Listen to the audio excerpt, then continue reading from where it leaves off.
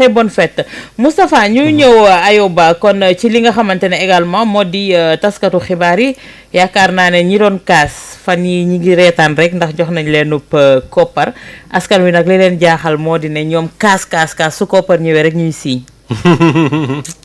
koppar mënta ànd ak. Ayoba mënta ànd ak mer de. waaw am nañ suñu benn mbokk bu doon wax ne. lekk laax mënta ànd ak mer waaye koppar mënta ànd ak mer. mais Ayoba pour des éclaircissements ñu bëri dañu ne état bi naka la bëgg régulier ba pare jël xaalis di ko jox ci ñoo xamante ne ñi nga ameel fisc bi bor. waaw loolu débat la bu yaatu boo xamante ni ba léegi mi ngi continuer. gars yi di ko animer ci entre journalistes ñu ne état bu tënku woon ci code de la presse bi.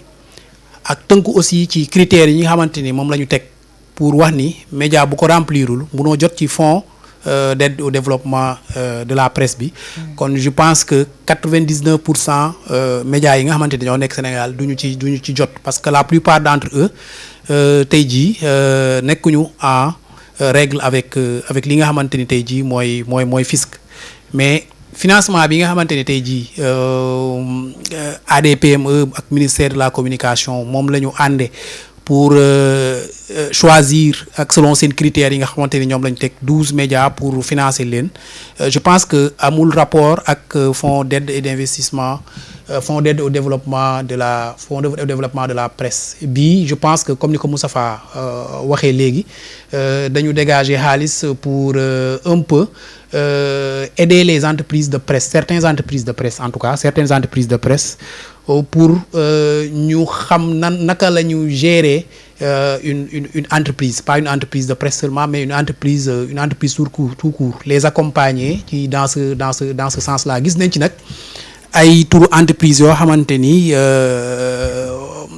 jàpp nañ ni peut-être indi na jiixi jaaxa ci xelu askan bi parce que jàpp nañ ne ñooñu nekkuñu en règle avec le fisc mais je ne pense pas que financement bi daal di effectif dès la publication de cette liste là parce que dafa am ay étapes yoo xamante ni tey jii ak ay critères yoo xamante ni foog nga remplir ko vis-à-vis d'abord de l'ADMPE bi nga xamante ni tey jii moom mooy décaisser principalement les fonds ak ay audits yoo xamante ni danañ ko def ci sa entreprise xam naka ngay yoree finance yi xam naka ngay gérer peut-être personnel bi entre tout il y a beaucoup de critères en tout cas à remplir balaa ngay bénéficier wu ci financement boobu te bu paree tamit doonul financement boo xamante ni dañ lay bàyyi yow kese nga gérer ko y aura l'accompagnement de l'ADMPE bi nga xamante ni tey jii mooy xool xaalis bi naka. day am contrôle day am contrôle dina am contrôle boo xamante ni tey jii foog ñu def ko ci mais je pense que enveloppe bi nga xamante ni médias sénégalais yi en tout cas les médias conformes moom la ñuy xaar ba léegi mooy enveloppe bi nga xamante ni moo concerné le fonds d'aide.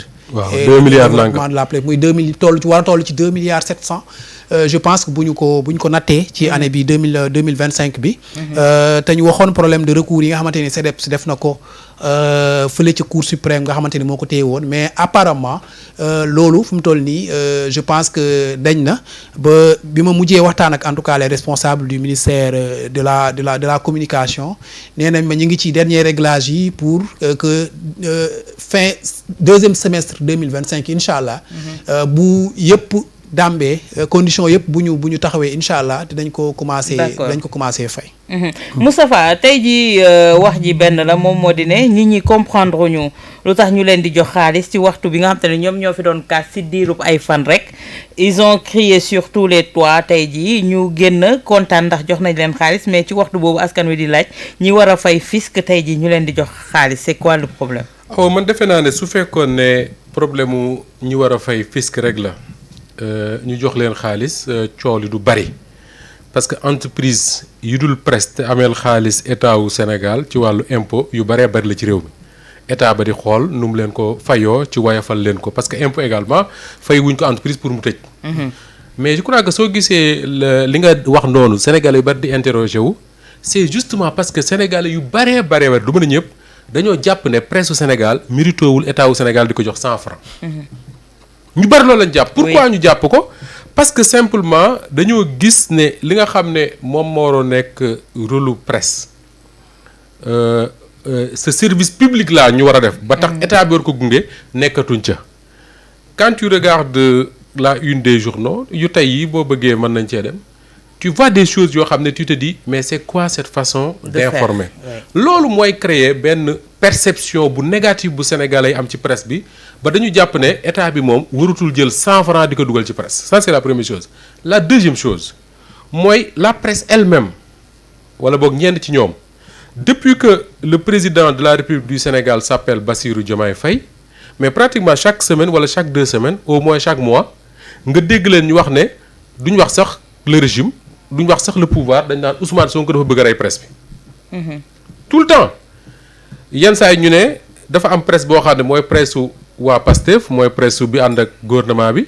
ñooñu luñ bëgg ñu jox leen ñeneen ñi dañ leen a bëgg a rey. ma ne Awa. à partir de samedi bii ñu génn di 3 mai. oui ce discours là. war na jeex ci réew mi. dëggantaay parce que man gëwuma benn pouvoir ci àdduna boo xam ne da ngay jël décision ne tu veux en finir avec la presse ba pare di ko jox xaalis wala déet. un gouvernement qui veut tuer la presse est-ce que dina yëkkati ñaata 400 millions defe naa. dugal ko ci 425 millions di ko séddale 12 entreprises de presse. te parmi les 12 là soo doon xool gisuma ci ñoo xam ne dañ naan ñii kat dañ leen a jox parce que seeni xarit lañ. oui. Il y en a qui sont très virulents avec ces gens-là. Oui. L'ADPME a accepté de les accompagner. Oui. On peut tout dire sur l'ADPME, la façon de faire, critères yi ñu remplir et tout, on peut en discuter. Mais li ma jàpp rek mooy il faut que ñu waxante dëgg mooy que les gens acceptent, à commencer par le CEREPS mooy les patrons de presse là, qu'ils acceptent que ni un pouvoir bu bëgg a rey la presse mais du ko jox 400 millions. ah ñoom ñoo fi doon kaas yaa même pas une semaine ne ko restructurer suqali sa bopp. ñoo dem keroog di reetaan rek te am na benn affaire bu may dégguma ko dama ko lire ci patron de presse yi. j'ai l'impression que ni ils veulent faire la différence entre deux structures yoo xam ne ñoom ñëpp ñi ngi dépendre ci même état bi ci même gouvernement bi. Ils disent le ministère de la ils remercient l'ADPME qui a compris nangam ak nangam et en même temps ils disent ministère de la communication day def récupération. et le directeur de la communication était là-bas je pense. waaw loolu moo tax ñu ne day def récupération parce que affaire ADPME la man ma bëgg wax rek lu yomb. ADPME ministère de la communication direction de la communication ñoom ñëpp ci même gouvernement bi lañu dépendre. y a qu'un pas. Si le gouvernement ne voulait pas que l'argent sorte pour dem ci entreprise de presse du génn. wala déet. oui mais ñun liñ ci man bokk li ma ci intéressé dans tout ça. man je rêve vraiment de relations normalisées. entre le pouvoir et la presse. parce que ñaara ngi nii yoo xam ne mënuñoo ànd nekk ay xarit tous les jours mais mënuñu tàggali ko. oui.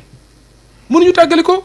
c'est pas pour rien que ñu teg fi ay lois yoo xam dañ naan dañuy subventionner presse bi nangam ak nangam c'est pas parce que le gouvernement veut faire plaisir à Moustapha Diop Awa Diom Ndiaye c'est parce que dañu jàpp ne ci li ñuy def tous les jours daf ci am loo xam ne mission de service public la. ñu ne nañ leen koy jàppale man foofu laay xaar que ni comme ni ko Ayoba waxee sax que ni dans les prochaines semaines lu mu gaaw que ce ministère de la communication là débloquer la subvention bi amel entreprise de presse. te bu ñu fàtte ne xaalis bi dañ leen ko lebal may ñu leen ko. oui non bien sûr ba pare Awa subvention boobu. muy 2 milliards 700. li laay war a sóoli. man bi ma déggee le directeur de la communication Abibou Dia mu ne li ñu joxe woon 45% yi dem na ci ñoo xam ne du ñu presse. oui 800 millions. dem na ci ñoo xam ne du ñu presse. Awa ça veut dire que ni au moins bu ñu ko doon joxewaat muy même enveloppe bi dina am 800 millions yu delloo ko ci yu dolleeku ci ñu war a jox presse. mais loolu kay Awa c'est une bonne nouvelle. te suñu régulier wàññeeku na kon c'est-à-dire Walf su doon jot 20 millions tey ji war naa mën a jot 50 millions. non ñun daanañ fi jot 75 millions Macky Sall moo xëy suba def ko 25. waaw parce que li ñu doon def neexatu ko woon rek mu def ko 25 mais daanañ dem dépasser loolu. mais quoi qu'il en soit muy Walf muy des médias muy 7TV muy TFM peu importe l'essentiel pour man mooy entreprise yi nga xam ne dañu respecter critères yi nga xam ne moom lañ fi teg. te gouvernement bi tegu ko fi c'est le code de la presse que Ayoba connaît très bien. ce code de la presse là moo wax ne pour nekk entreprise de presse lii ak lii ak lii nga war a respecter. pour nekk un journal lii ak lii nga war a respecter pour nekk une télévision et cetera ñi ko respecté ci réew mi nañ leen séddale xaalis bi. oui. ba pare nag après ñu continuer parce que loolu rek du régler problème presse di réfléchir ci yeneen d'autres moyens de financement par exemple la publicité. la clé de répartition de la publicité tey am na réew yoo xam ne mais tey média du fa xiif du fa mar. pourquoi parce que dañu def benn clé de répartition boo xam ne même bu fekkee ne bu ñu tegee média yëpp rangale leen yaay jël ndàdda di nga jot sa wàll. te loolu dafa am lu ci Abibou Dia wax ma yaakaaroon ne presse bi journalistes yi surtout ñoom ñëpp ko waroon a gunge ci loolu. jàppale ko ba pare dëgër ci ne loolu dañ ko bëgg a réaliser xam nga lu mu wax. daf ne la finalité de tout ça mooy que les acteurs des médias muy journalistes yi caméramans yi techniciens yi que seeni conditions de vie amélioré et de travail amélioré wu. mais loolu dañu exigence la war a doon ci presse bi que ni bu état bi dafay xaalis ci entreprise de presse yi na ko poosu journalistes yi yëg ba pare. d'accord mais ni ñu ko daan defee bu njëkk yaa ma gën a xam yàgg nga ci presse gars yi dañuy séddale aide bi une semaine après nga dégg patron yi jënd oto yi rafet. yenn saa yi nga dégg ñu ne Moustapha Diop moo jiite Walfadjri jot na aide bi takk na beneen jabar mais voilà. yooyu fi doon am de. aywa loo fi amoon. looloo fi amoon de. wala boog ñi baax ba baax. di moom reporter ñi baax ba baax dem fayee ko salaire. reporter yi mosuñu ko am en tout cas yenn rédaction rare rédaction nga doon dégg ni patron bi jël na aide à presse bi teg na ko ci table bi. doon naa ko dégg ci benn rédaction sama xel dem na ci Yakham Mbaye moom yàlla na ko yàlla may wër ak xamante ni teg na ko ci Yakham moom da ko daan tëj ko taabal ji sédd ñun ñëpp de même que Thierno Talla la si woon na ci loolu danoon jot aide sédd gars ñëw teg ko ci taabal bi nit ñi ku nekk xool après ñu séddale ko les reporters mais à part eux doo dégg mukk reporters yi ñi ne jox nañ leen ci aide la dem daal dégg rek lañ ci am ak coow lu bari li nga xamante ni mooy nekk autour mais ci aide à la presse bi da ngay gis ni quand même les gouvernants ont fait d'énormes efforts bi ma jógee Bruxelles récemment j'ai discuté avec des confrères du Niger du Togo bi ñu ma waxee montant Moustapha aide à la presse bi ñu am. ma comparé ko ak ñun suñu 1 milliard 400 yi ñu amoon ñu yokk 1 milliard 900 ba tey ji gouvernement ba nga koy waaj a yokk. 2 milliards 700. mais te dis mais comment ils arrivent à répartir même ça loolu sax c'est un problème. Oui, c'est parce que quand même dans un pays bu ñu la ne ni 150 millions la ñuy jot. pour toute la presse pour toute la presse tey jii.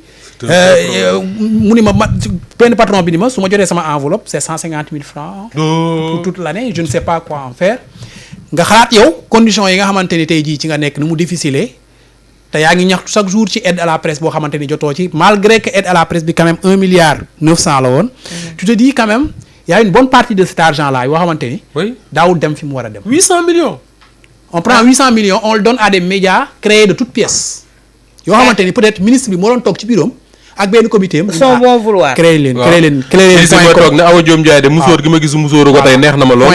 yónnee leen ko. waaw point com bi PDF bi après ñoom ñoo ko seen biir la ñu jël xaalis bi dekkee sa ko joxe ko ci loo xamante ni après ci seen poche lay ñëwaat moo tax loolu pour man dañ ci war a am audit boo xamante ni tey jii après su jaree ay poursuites judiciaires ñu def ci ay poursuites judiciaires. suñ ne la xaalis waru woon dem foofu. suñ ne la aide bi je crois que bi muy départ sous Diouf.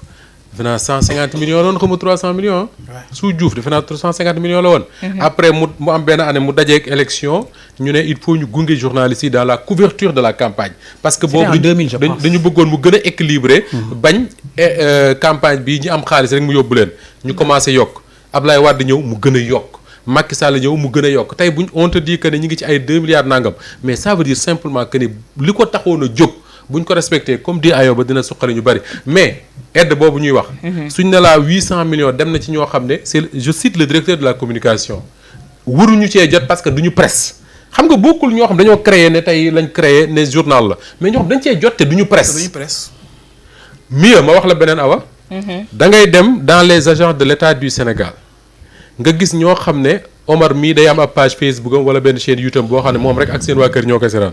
Omar amul jabar wala am nga jabar moom rek ak jabaram ñoo koy seetaan amul dara bu ñooñu ñu leen di signer ay convention ci agence état wu Sénégal yi. maa la ko wax mieux ma wax la beneen wala pire est-ce que xam nga ne awa tawu Macky Sall am na ay journalistes yoo xam ne waxuma jiite média mais journal yow sa bopp comme man mii rek ma demoon signer convention. di ko waxal journaliste signer convention weer wu dee wala boog at mi. entreprise état wu Sénégal ne ko lii mooy sa convention mu jël yóbbu. yàlla baax na. mais yooyu nag moo fi jeex moo tax coow li bari. yàlla baax na. Matarlo ñu ngi koy nuyu ñun ñi ci mës a jot coowuñu ko. incha allah soldaaru Serigne Mbaye Diakhaté ñu ngi koy nuyu Mahmoud Ndiaye Nourou Tall Modou Mbaye Faye Mansour Sy Ndione Ibou Diaby Matar Niang Pape Medoune Fall.